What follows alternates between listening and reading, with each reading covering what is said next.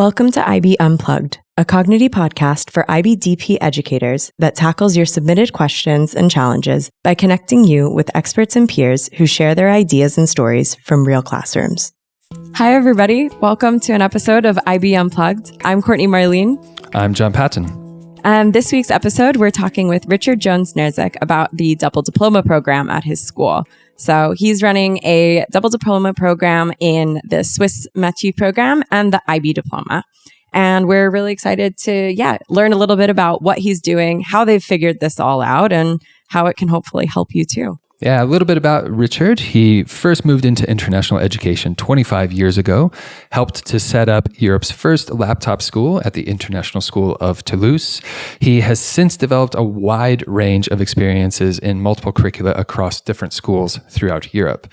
He has an impressive educational background, including teaching history, politics, sociology, geography, theory of knowledge, and IBDP film. On top of that, Richard is a senior examiner for the IB Global Politics course, co-authored multiple history textbooks, including the one for Cognity. Currently, he's the IBDP coordinator at Swiss Maturité at Francophone Elcole Moser in Nyon.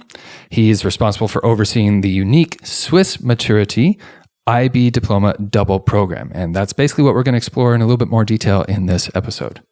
Yeah, exactly. I think it was a great conversation to hear about how he's kind of juggling and how over these years they've been able to figure out a really good way to do the IB Diploma program and also the Swiss program when they're very different programs, very different mindsets, curricula, everything that kind of goes into the way that the whole structure is built.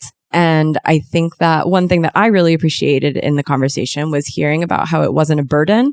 It wasn't this idea of now my kids are overwhelmed. Now the teachers are overwhelmed. It was really more of this positive way of saying these are the best benefits and kind of opportunities that come from each program. And this is how we're going to find a way for the students to really gain so much more from having both rather than suffering or losing from each of them. Yeah. I mean, what stuck out for me is just, it's an organizational task for sure. You've really got to have your coordinators working well together and get an idea of like how you're going to structure this so everything can come together. And I guess from that, you maybe lose a little bit of that freedom of choice. But what was, along the same lines for me, what really stood out is just the opportunities that are presented when you're doing both and therefore getting a little bit greater perspective. And, in the conversation, we spoke quite a bit about like critical thinking and theory of knowledge perspectives and how important it actually was to have the Swiss Maturité along with the IB Diploma because it gave both teachers and students that opportunity to reflect on both and the differences that come from them.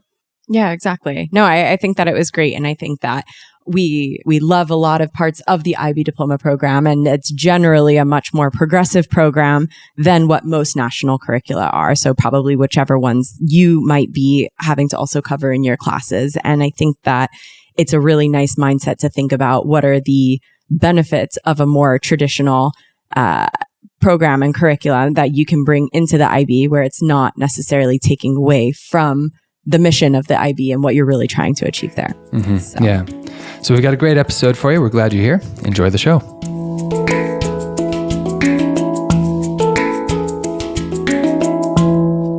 Hi, Richard. Thanks so much for joining us today. Thank you very much. I'm honored.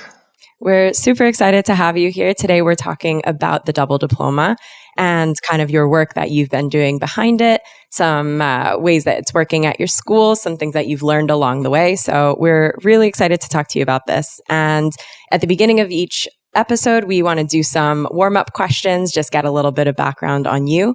So I will start with the question, why education? Why have you built your career around education?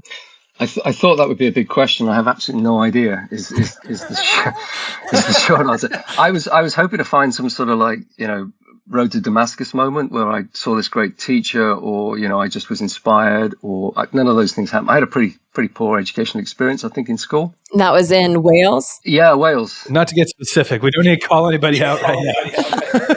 But I would say, being in South Wales, actually, at a certain point in the 1980s, because I'm that old, in school, politics became unavoidable. Yeah. And so, at the age of 15, I was going to be a rock star. Oh. And obviously the world didn't agree with me. And so I needed to find something else. And politics found me. So I went to university, did politics, and that's, I think, where I found my moment in that. Ultimately, I think it was the libraries and the bookshops and the smell of them and archives and all of that sort of thing. And I just read. So I started off actually wanting to be an academic because I felt that was the easiest way to carry on doing all of those things for the rest of my life. Yeah. But the academic life changed at some point in the 80s in the UK. And the teaching part of it, which was, I think, something else I was probably naturally drawn to, that was no longer available. It was all about research. It was all about research points. And I basically remember going to one of these conferences and sitting in a room with all these, what I thought were elderly academics. And I thought, if I want to do this job, I'm going to have to be, 15 years in a library without doing much teaching and probably writing something that only these guys in this room will ever be interested in. And I thought, well, there's got to be more to life than this.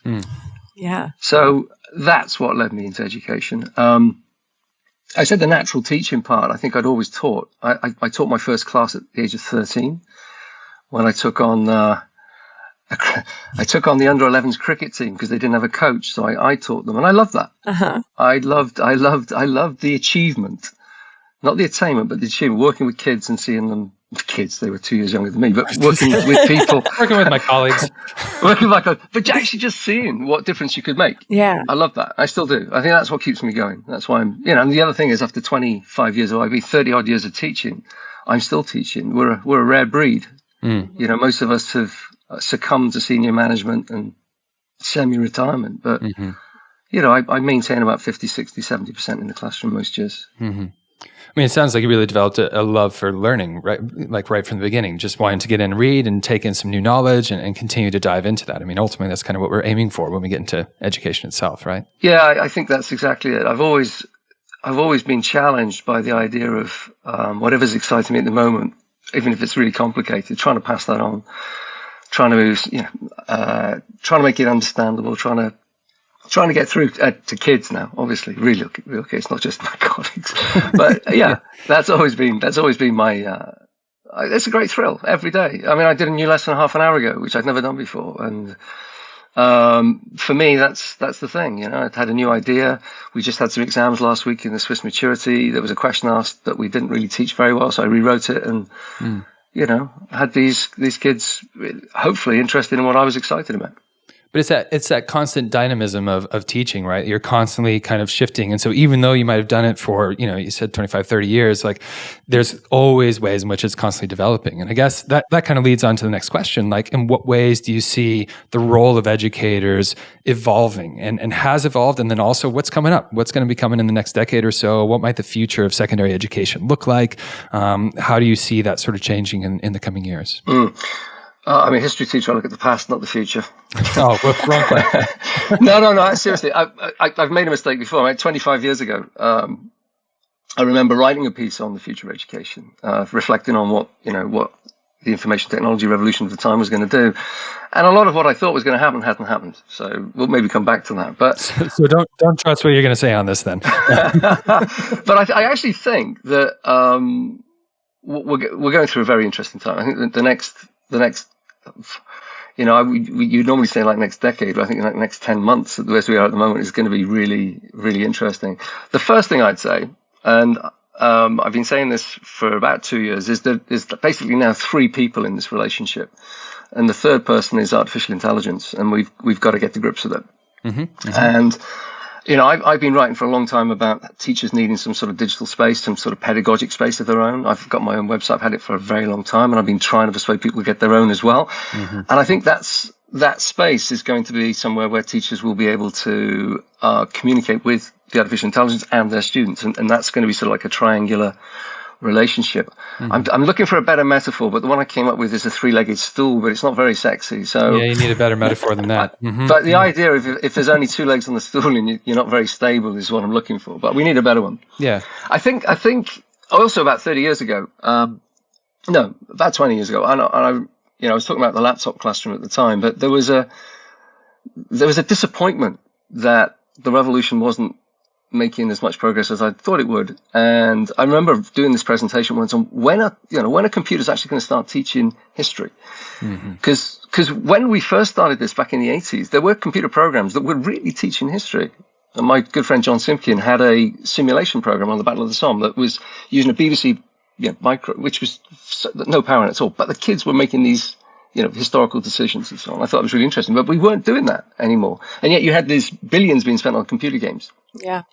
That were so sophisticated, and the classroom just so poor in comparison. But I actually think we're now at that stage where we can actually get computers to do what we've always wanted them to do.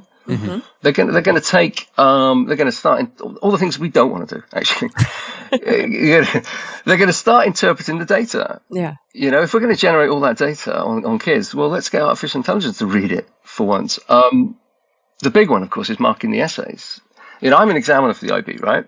As soon as the IB moves towards online exams, they're going to be marking them with artificial intelligence. We're going to be out of the job then, aren't we? Absolutely. But that's great, because what it should do, and I'm going to make this really clear now, is the IB should therefore be able to significantly reduce their costs, and it can become a genuinely global program. Because think about how much those exams are costing, whether it's just the postage or the paying of the examiners and so on, and all that time zone nonsense. You just want kids can do it more. Anyway, that's I think a really, really interesting one. Writing reports, policy documents. I mean, I've had to write a lot of policy documents in the last 12 months, and I've got a very, very good friend in Google LM who is able to just fantastically produce everything that everyone could possibly want. So it sounds like what you're talking about here is you see the future being hugely integrated with AI. Sure. And something that we really need to embrace and kind of work with as educators, working with students, right? Yeah. And I think also the assessment models themselves. I think this is one of the great potentials, because I spoke about exams, but there's a lot of what we currently do is now irrelevant. The internal assessments that I do in history, the extended essay, that's been dead for 2 years. In all honesty, we need to move away from those sorts of models very, very quickly, and I think we probably will. We might even go back in some ways, unfortunately. The maturity exams, I sit with the kids. They have orals in every subject, pretty much. So they have to go and physically defend what they're talking about. And there's often a big difference between what they've done, what they've written, and what they're able to defend in the exam situation. But I think also, artificial intelligence could completely change the way in which we assess kids. If you think about a student working with an artificial intelligence program over a 3-4 year period, that artificial intelligence is going to know that kid pretty well. They should be maybe making the judgments on where to advise the student on what to do next, which universities to go to, and so on. As a literally continual assessment. That I think is. But I think universities need to change. That's always going to be the big problem. Sure. They're the gatekeepers. Yeah. I know that ultimately they need to be forced to change, and I think the IB can play quite a big role in that. With some of the changes that are being made. Well, and in many respects they are. They're kind of pushing the envelope in terms of what's going to be accepted, how universities are recognizing, the assessments, exams, and how people are doing, right? Yeah, we're looking at this sort of experiential learning that the IB is moving towards. I think, effectively integrating CAS into our assessment. I think that's really important, really useful. Basically getting the kids off computers so that they can't just do assessment sitting at a computer screen. I think that's going to be quite important. Yeah, I think it's, at least from my perspective, it's always been like, if it's a question or if it's some piece of knowledge that can be easily Googleable or that they could just look up, well, then that question really isn't relevant to trying to develop the human-based skills, right? Right. And so when I think when we come back to what's the purpose of education, especially now as we look in the next decade, we're really trying to develop those skills. And so to a certain extent, I think the ATL skills, for example, are still hugely relevant in trying to bring in things like critical thinking and research skills and how to discern like fact from fiction. And, we know that, for example, different AI models right now, you have to double check it. You have to go back and like, is this factually accurate, or is this just sort of like a collection of mumbo jumbo that's not really supported? Hallucination, they call it, don't they? Yeah, I just call that teaching. Yeah. No, but it's true. And one of the weaknesses clearly is you drill down through the question, through the data. The more you ask, the more it seems convincing. But of course, ultimately, they're just inventing things to keep you happy. Because I think the default mode is to keep the audience engaged and happy. But I think there are a number of problems. Charles Fidel, when he was speaking in Budapest, And he's actually somebody who's quite closely linked to Elcole Moser as well. He's got a long history with us. But he made a really important point when he said that we've evolved as a species to cut corners and to take the pressure off the prefrontal cortex. The heuristics, the shortcuts, the judging books by covers, all that stuff's useful, right? And the problem is that we're going to abdicate that effort of hard thinking completely. And if we do it with our students, will we lose the ability to do it at all? I used to know about a dozen phone numbers. I don't know any anymore. That's a classic example. When you can't remember something, you ask Siri, right? And or something you find, but you don't go through necessarily that for very long. And I think we need to make sure that that's back in it, stays in education. That we have that hard thinking that's always there. Otherwise, we're gonna. I'm a big fan of Pixar films. I always get Pixar references into every lesson if I can. But this is WALL-E. WALL-E is the great science fiction film. Yeah, that's the greatest, because it's a danger of where we're going to end up if we, it's for some people it's a utopia. We're sitting on one of those floating seats, just eating, drinking, and watching TV all day. But there's more to the human spirit, I think. Yeah, you worked at Europe's first laptop school, and you already did that kind of massive technological transition with your kids 25 years ago. That was in Toulouse, and how do you feel like, you mentioned that you feel like what used to be a decade is now 10 months. So obviously there's that speed difference now, but how else do you feel like it's different? Well, let's be clear about the speed bit first, because I think it's a critical difference. I mean, if you look at the great, I'm a history teacher. Give me 2 minutes history lesson, okay? But I knew we'd get one. It was inevitable. You do all this stuff and it's like, no, history teacher. I come back, I'm a history teacher. Go on. Yeah, okay, but listen, right, you've got a number of significant innovations in the history of communication. And the first is written language, okay? What's that, 5,000 years ago?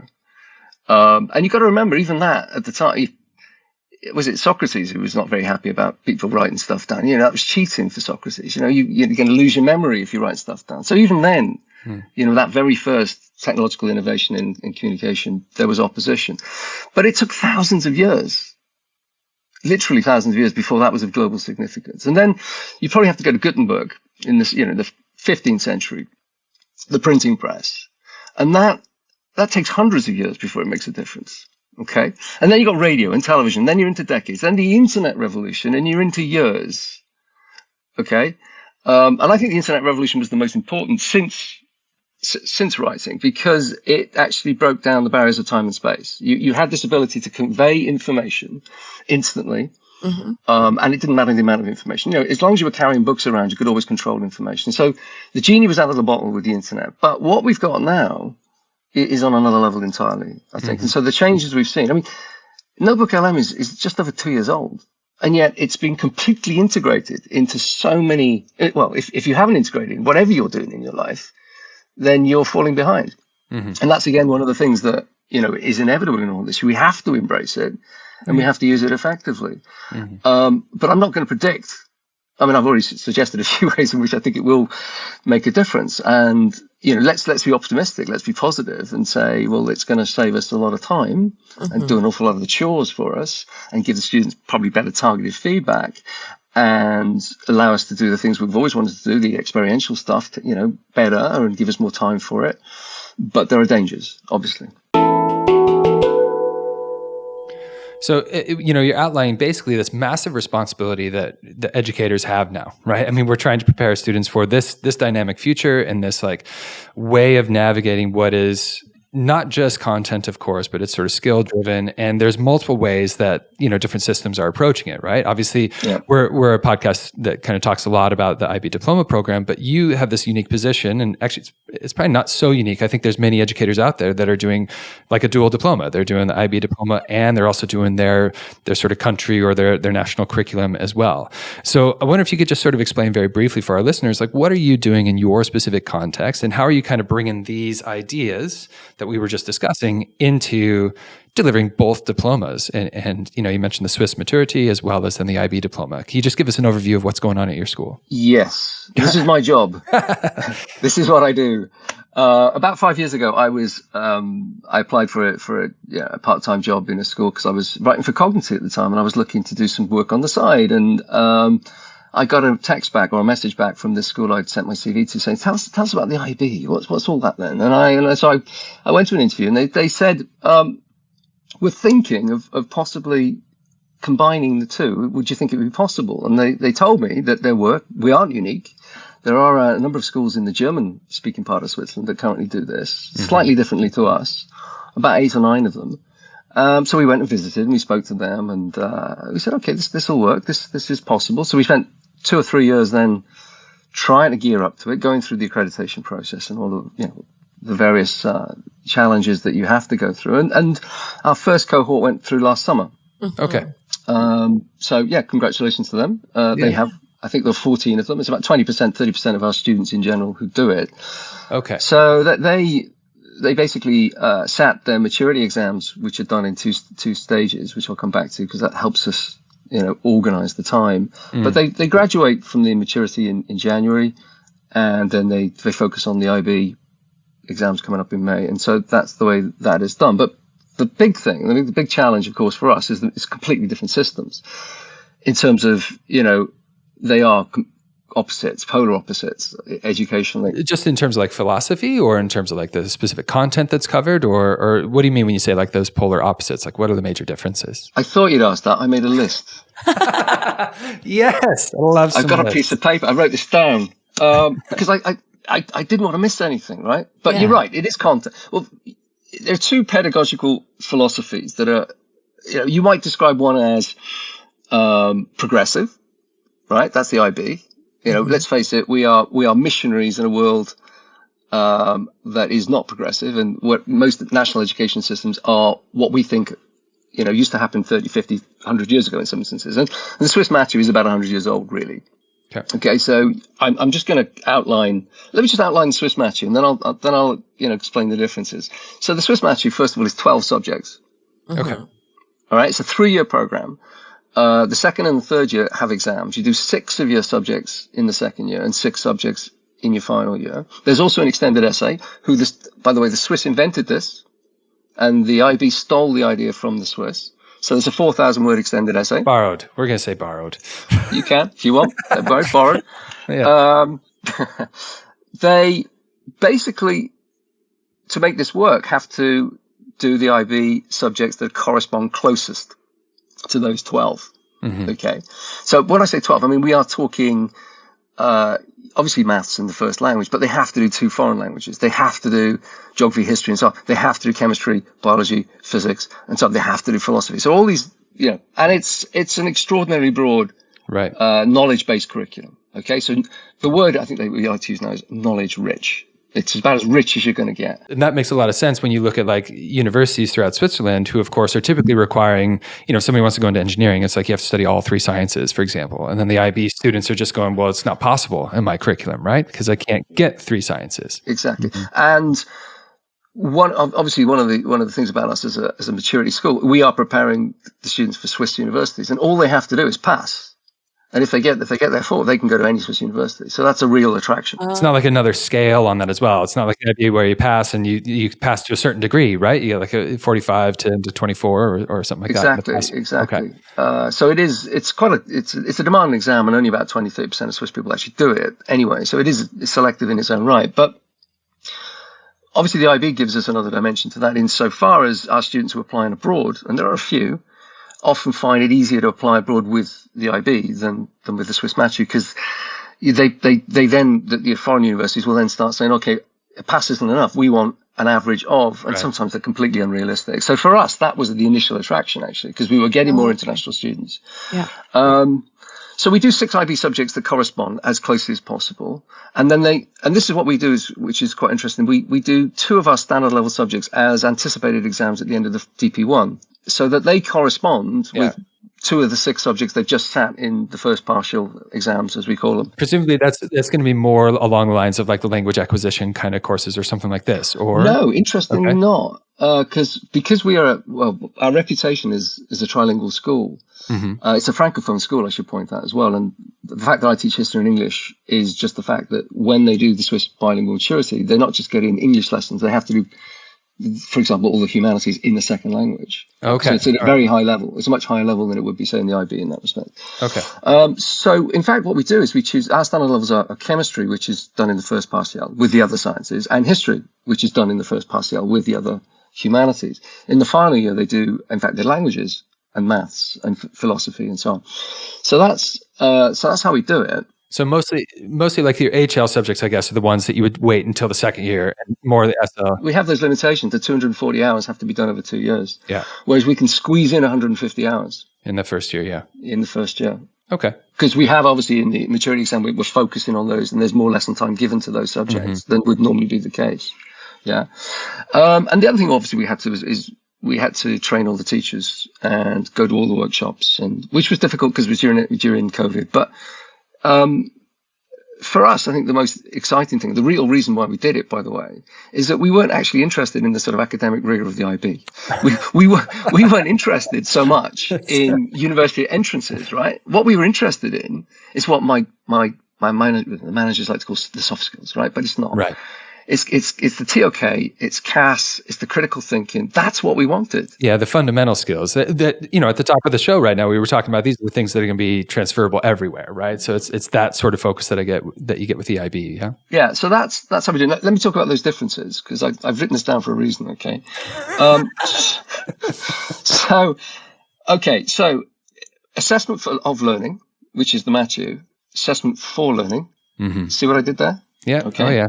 Grades in the Matthew, feedback in the IB, okay. Testing of performance, right? Assessment of learning, teacher prescribed goals, student defined goals, attainment versus achievement, extrinsic motivation, intrinsic motivation, fixed mindset, growth mindset. Yeah, so that's a wonderful list, actually. I love that, you know, and I think that's very idealistic as well. Like that's exactly what we're aiming for, and that's I think what every IB educator is aiming for. There's probably an argument to be had where, you know, as we get closer to the exams, it feels a little bit more like that first part of the list that you mentioned, right? Yeah. Where suddenly the IB, and I think many teachers might feel this way, where suddenly it's like, okay, but ultimately we got to do some tests here. We had all this formative time, and now it's like, here's your summative. Let's get it all out right now. As an old NYP teacher, I also felt that it was not only within the final 2 years of the IB that you shifted towards it, but you also shifted it through the whole IB program. Mm-hmm. You know what I mean? And the NYP it was very, very much on that list of, you know, the idealistic view of what the IB is about. Mm-hmm. And then you know, the 20-80% sort of thing, the 80% of it was, you know, not content. It was all about developing skills and so on. Whereas when you get to the final IB exams in the DP, you had shifted more towards having to learn some content. Yeah. Anyway, so that's how we do it. It's something that in the IB, it is already very content heavy as well. Sure. Like that's something that always comes back with IB diploma program teachers is that there is so much content. How do I juggle getting through all of this while also prioritizing the skills and what we're not calling soft skills of the IB? I mean, how do you juggle that with a huge content in the Swiss program, but also huge content to cover in the IB as well? Yeah, I mentioned the different exam schedules. So we have seasons. We have 4 seasons basically. We start with a little bit of an IB season. Mm-hmm. Then we move to Matthew, then it's IB, then it's Matthew, and then we actually end finally with the IB again. We have a bit of time in pre-IB, but the first thing to say is that there's about 80-90% overlap in content. Okay. Right. So we chose the subjects that would closest match what we're already doing in the Matthew. And in some subject areas, it's exactly the same, pretty much. The languages, actually, the second languages, because we do 2 second languages, which is easier for us. Yeah. So they're doing German and English as their second languages, and there's very little different for that. Maths is quite close. Chemistry, history's, in terms of the content, is fine, but the skills are miles and miles apart. Mm-hmm. So we just have to manage that, really. I think the fact we do a pre-IB year, we we can't do any lesson time, but basically all we're doing is skills-based stuff, is taking them through what they need. You know, it's approaches to learning IB stuff. Mm-hmm. It's a bit of pre-TOK. It's writing essays where they wouldn't normally write essays, those sorts of things. And perhaps most importantly, they do all their science without any lab time at all in the maturity. It's all theoretical. Oh. Yeah. What? Exactly. I just fell through my chair. I can't imagine doing that. I mean, obviously I'm a biology teacher as well. And, one of the things I love about it is doing all the pracs. Let's get some practical experience with this. And let's take the theory out to it. Yeah. So when you keep thinking about that, because when we're selling this to the students, we're saying to them, look, you've got to do 20, 30 hours lab time. And we start preparing them, because the thing is, we've learned also is that when we first got them in, because we can only start obviously in the last 2 years, the Matthews is a 3-year course. We start in the last 2 years. So we go getting back into school in August. Mm-hmm. We give them an extra week, by the way. That's another way in which we can do this. An extra week for just IB students in both DP1, DP2. And in that first week, we used to say, right, we'll do all the lab stuff now. We'll start working on the internal assessment, start working on, But we found that they had no skills at all. Right. And so it was health and safety for a week. Don't, you mustn't, no, what are you doing? So we started on that now, with serious lab time in pre-IB, which is great for the kids. So, for them, it's just massive value added. As a science teacher, you can appreciate. Yeah. But it's also, it's that it's enhancing so much their theoretical stuff. Mm-hmm. Because they're beginning to actually see it and understand it and touch it and smell it, because we were blowing stuff up yesterday. Yeah. I mean, that's basically what I do all the time. Just blow it up. I'm sure. It's fine. Yeah.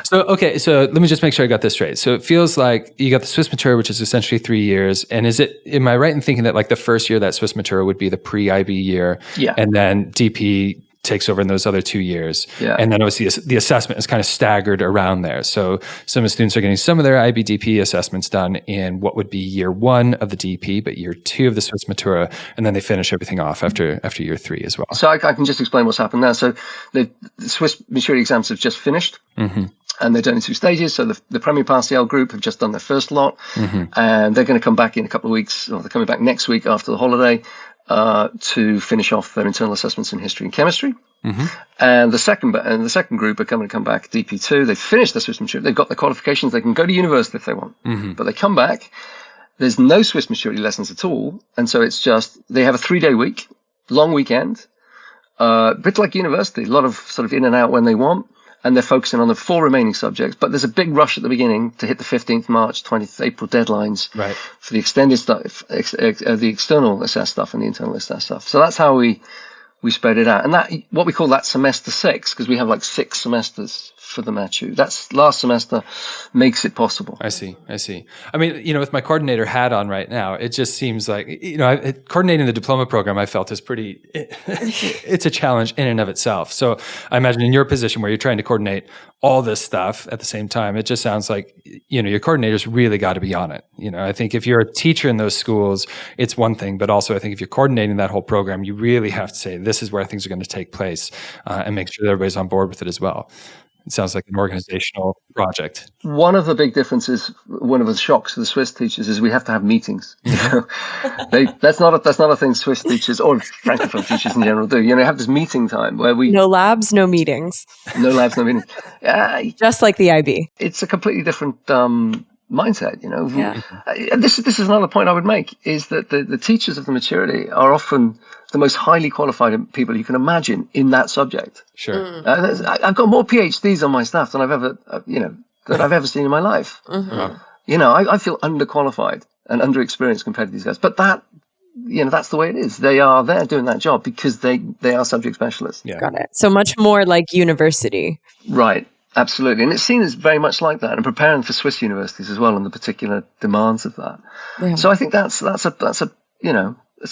big cultural difference. So get him into meetings, and I do a lot of TOK in meetings, and it helps also. I mean, let's face it, I'm the only experienced IB teacher in the whole school, really. We've got, well, that's not quite true. We've recently made appointments in primary, and we're looking to make one probably in secondary 1, which is the high school, middle years program, to get in somebody like me so we can start to shift the lowest elements of the school in that sort of direction, in that, towards those IB skills we were talking about earlier. Mm-hmm. But generally speaking, it helps that I'm TOK. I'm an extended essay examiner. I teach the history program, and that's in the first year, so that helps as well. So, and I do the whole pre-IB program. So it's not impossible to manage it all when you're involved all the time, I think.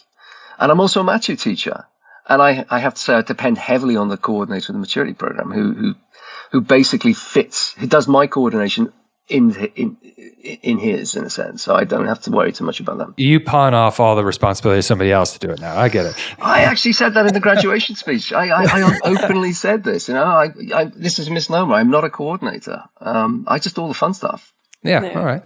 I do all the teaching. Yeah. What we want to do, right? So, I mean, you figured this kind of way out for the teachers to be juggling them. You just finished your first cohort this past summer. Yeah. Are they okay? Are the students okay? They did it.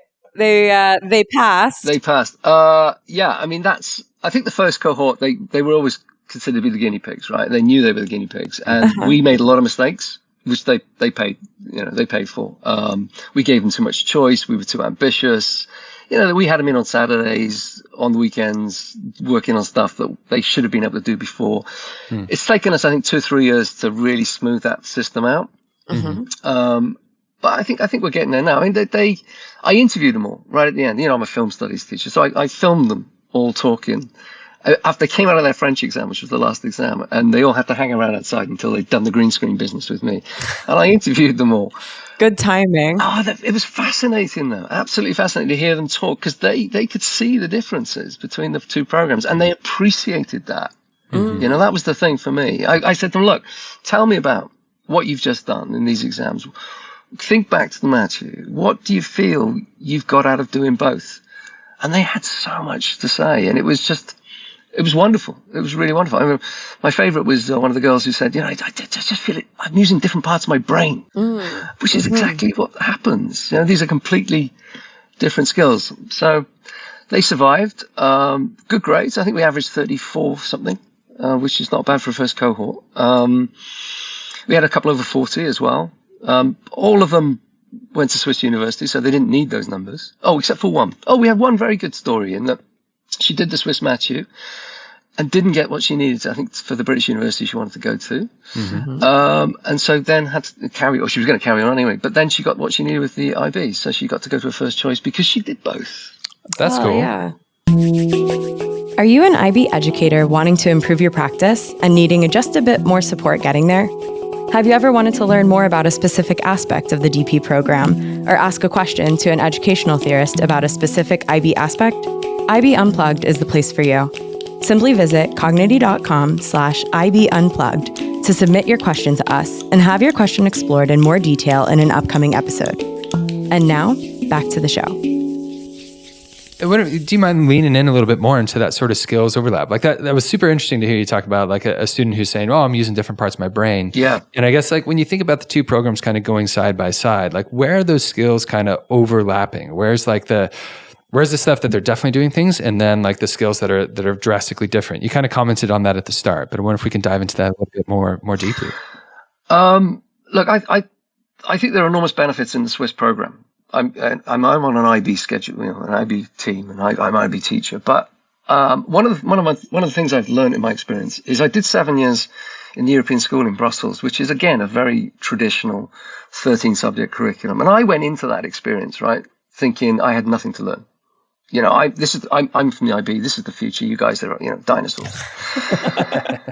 I didn't say that, but that was my mentality, I think. And to be honest, it took me a while, but then I did begin to appreciate certain things about the traditional program, about those, it's not necessarily skills. Sometimes it's maybe experiences. Sometimes it is just the breadth of knowledge. I can't remember his name.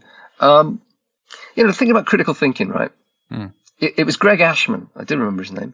Greg Ashman. He famously said, and this was a question about physics. He said, if you want to think critically about physics, right?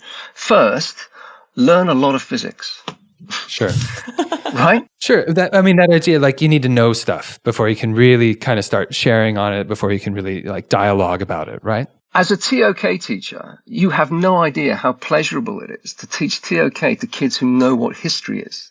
Sure. Right? And in most IB schools, the TOK class doesn't know history. Right? And I'm a history teacher. And one of the best things, actually, about Swiss Maturity or the French Bac or whatever, German Abitur is they do history to the end. You can't opt out of doing history. So they come into this idea of like, let's do some critical thinking with a broad knowledge base. And so with that knowledge base, now they can actually dive into deeper depths of TOK, for example, or just understanding their own position as a knower as they would have acquired that knowledge. Yeah, absolutely. And I think there's other things in the traditional education system that we underestimate the importance. I think one of the most obvious things is that you could never do this the other way around. And I've been in schools which were IB schools who wanted to get the kids through the Swiss Maturité, and it will never work. There are obvious reasons why it would never work, but one of the most important things is that students in the Swiss Maturité who come from that system are used to not being stimulated all the time. One of the great things about the IB, you know where I'm going with this, right? I don't know where you're going with that. I don't know where you're going. Come on. That sounded terrible. All right. There is a criticism that can be leveled at progressive education. That is the word edutainment. Okay. Yeah. That we have lowered our expectations of what students can do without being entertained, without being engaged, without being told that, this set of lessons is going to do the following for you, and you're going to enjoy it, and it's going to be rewarding. A lot of what our Maturity students are very good at is being told, you need to learn that, go away and learn it. Yeah.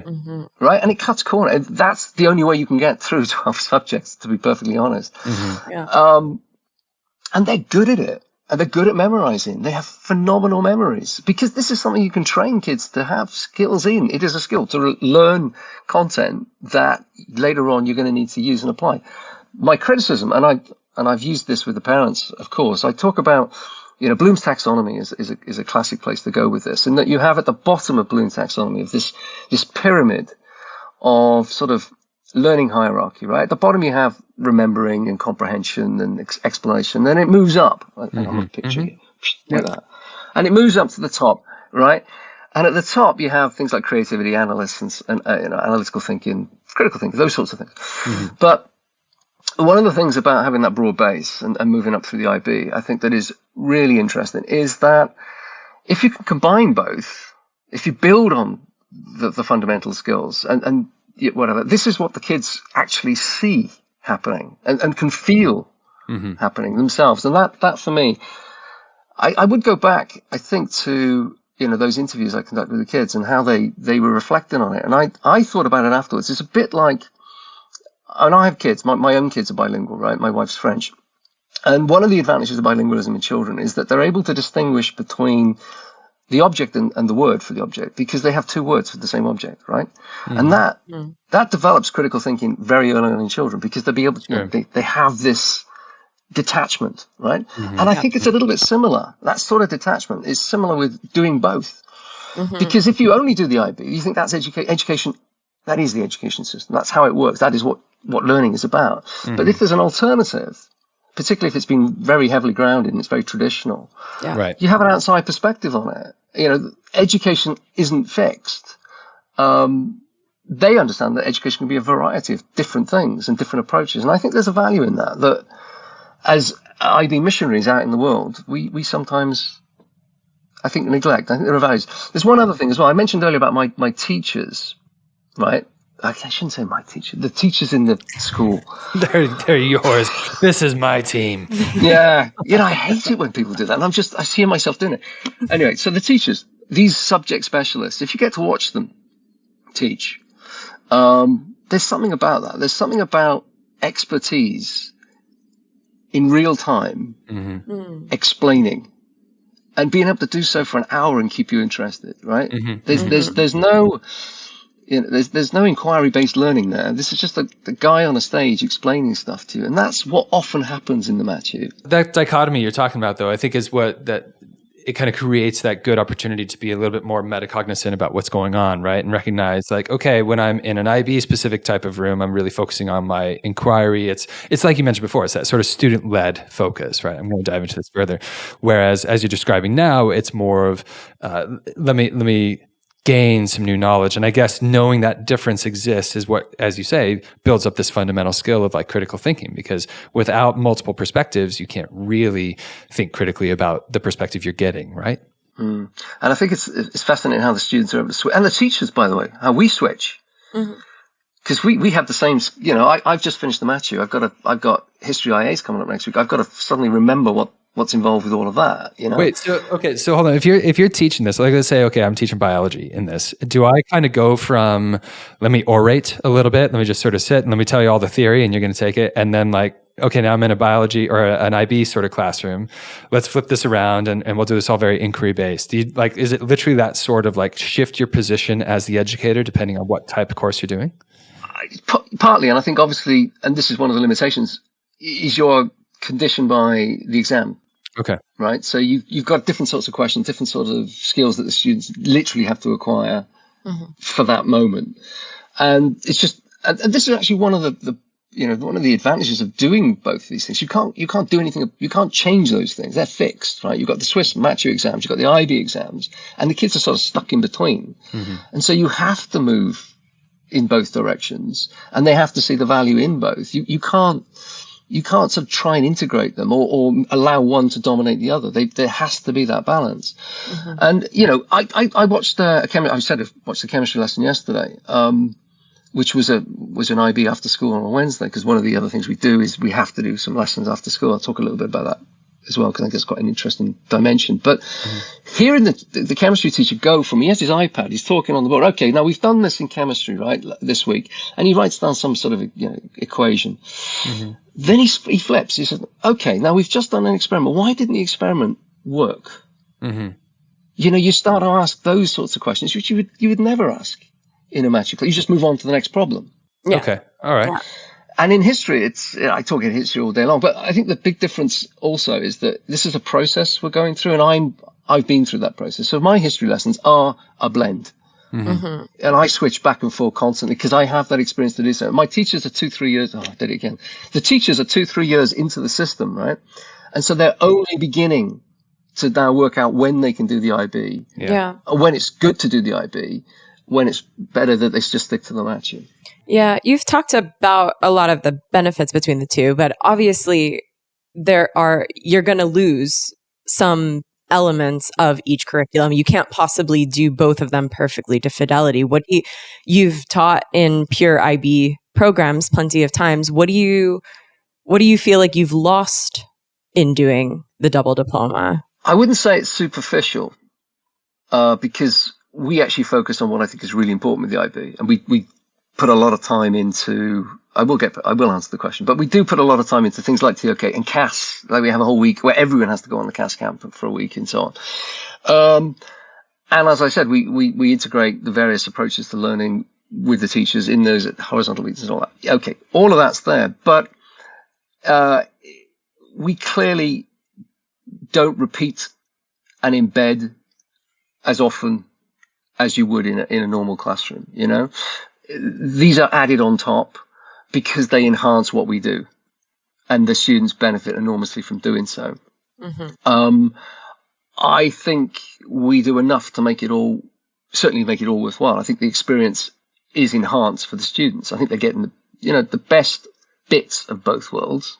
Yeah. On so many different levels. I just think it's a fantastic experience if they put themselves through it. But clearly, it's I would love to spend longer as a history teacher teaching things in the way that I would normally teach them in IB classroom. And there are lots of activities that I would normally do and lots of inquiry-based things that I cannot do because simply there aren't enough hours in what is already a very crowded curriculum. But there's one thing I wanted to say about how we make this work, which I hadn't said.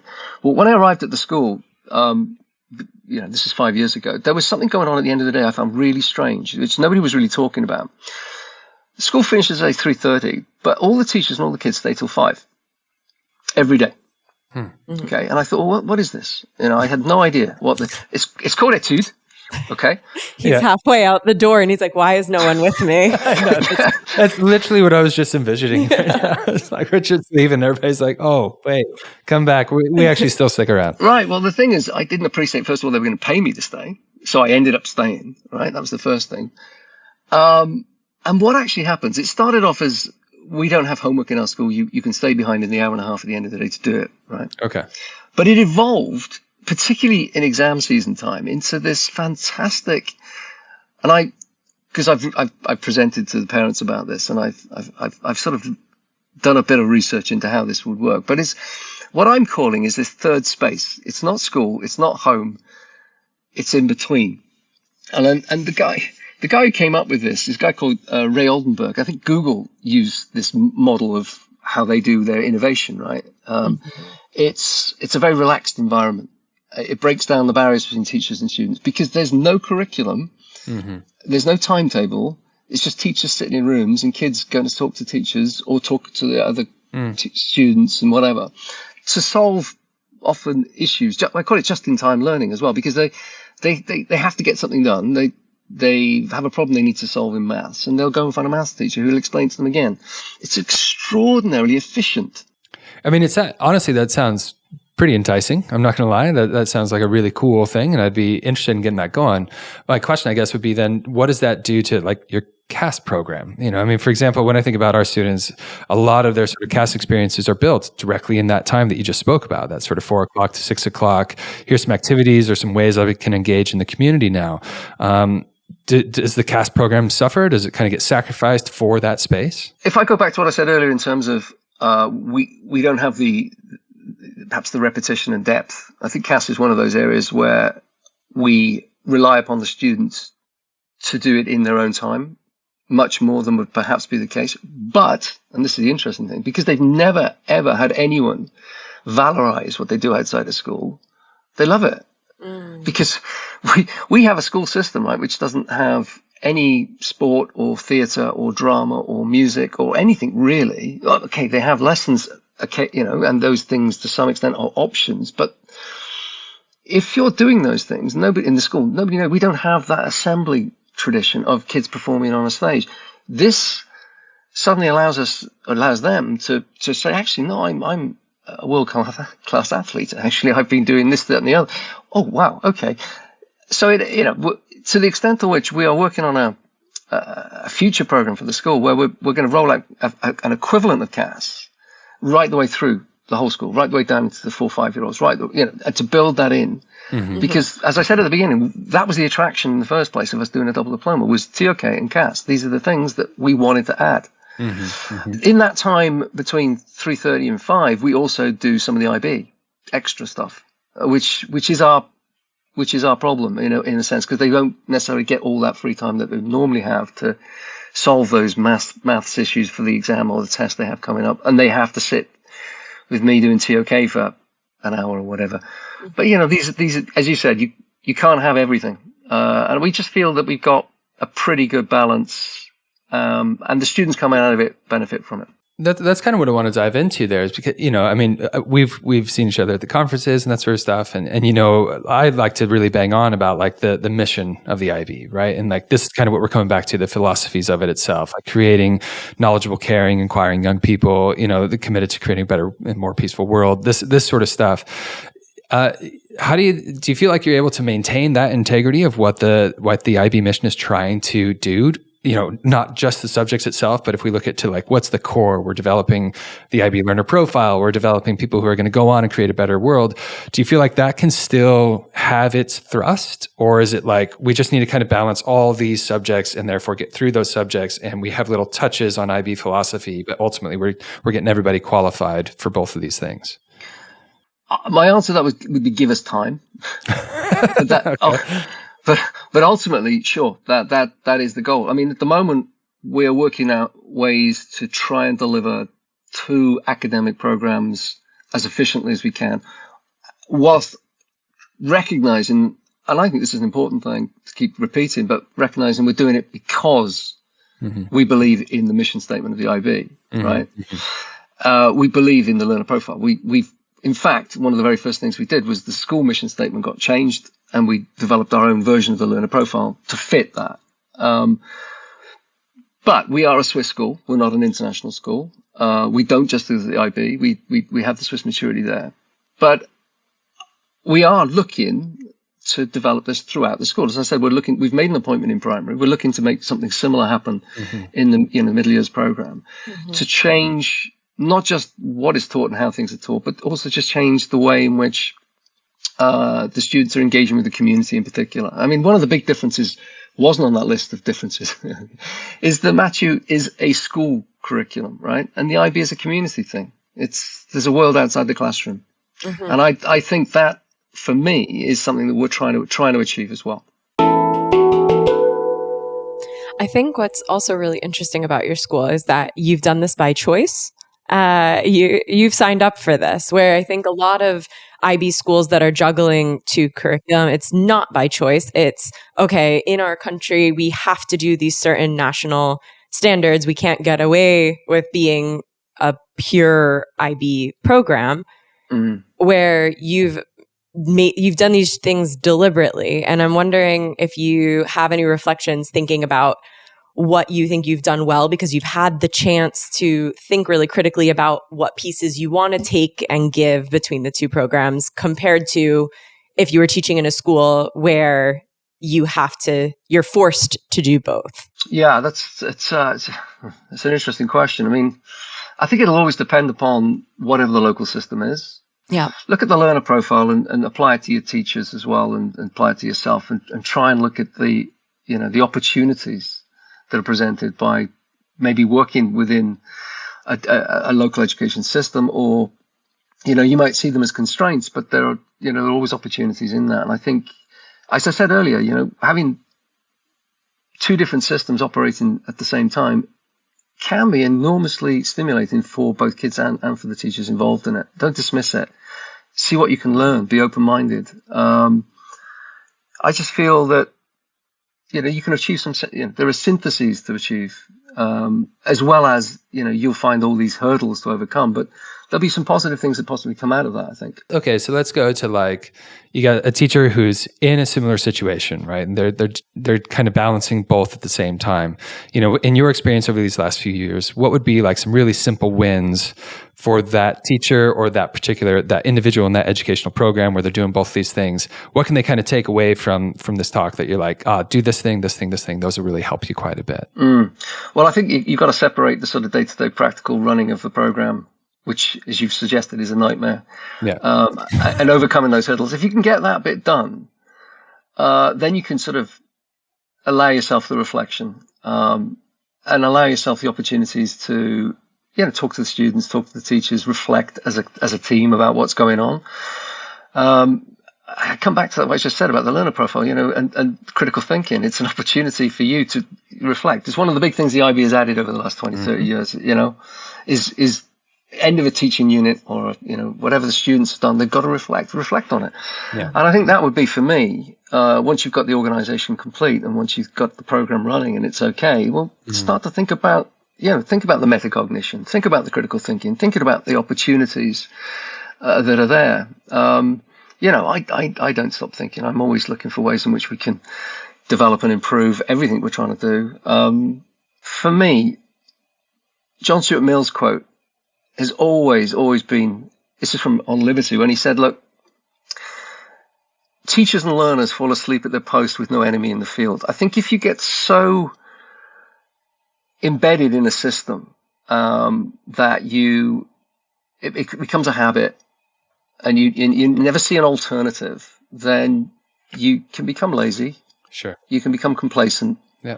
And I think having two systems, both students, but particularly for teachers, in response to your question, I think there are opportunities there to allow you to see the world in a slightly different way, which, if you're on the IB treadmill, and you're part of the IB, I'm not going to use the word cult, the missionary organization, with its own language and what. I'm not going to go down that road.